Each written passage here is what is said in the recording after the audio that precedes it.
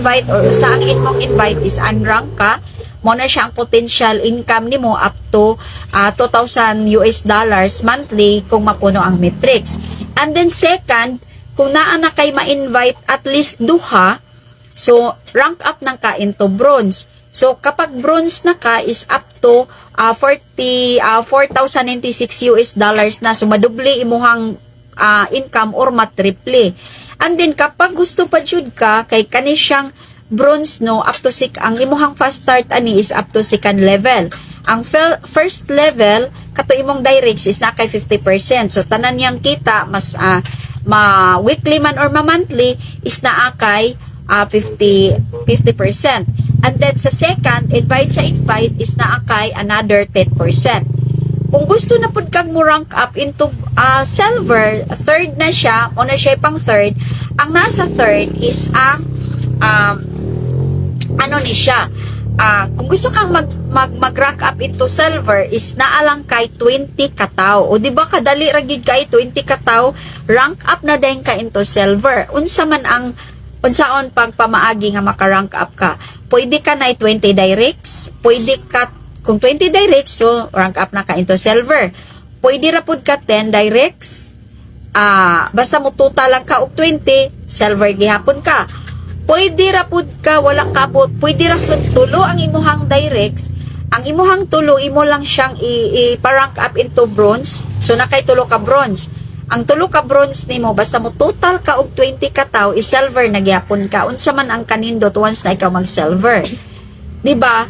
Kanang imuhang tulo kataw, for example, tulo lang ang imuhang na invite, tulo lang imuhang na direct, pero nag-rank up sila into bronze. So kana sila kung mukita na sila is naa kay 50%, di ba?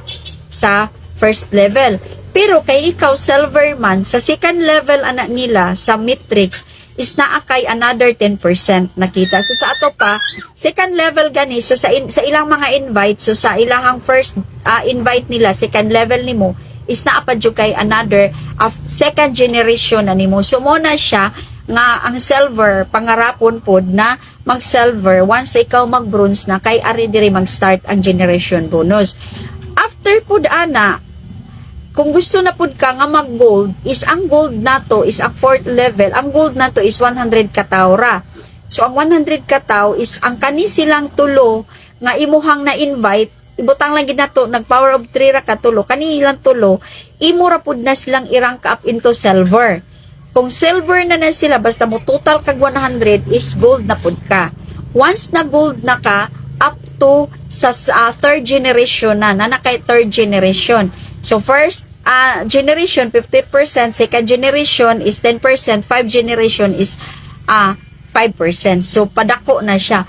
Diri ang income diri sa Live Good is basta sa diha nimo katunan lang yun nimo kung unsaon no.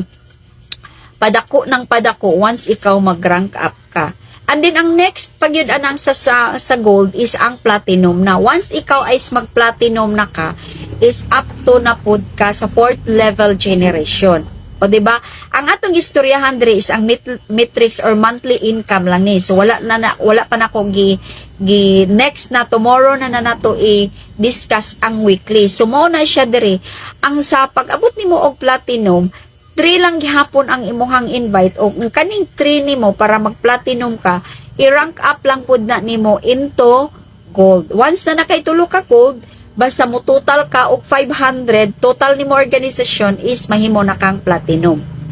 Ang platinum is ang generation bonus anak niya is up to na sa fourth level. 50% sa first level, 10% sa second level, 5% sa third, and then 5% for the fourth level. And then, ang pinakaasam-asam sa tanan na gusto yung mag-diamond is ang diamond naananda dire mo na ingnon. Once ikaw you become a diamond, tapos ang laban.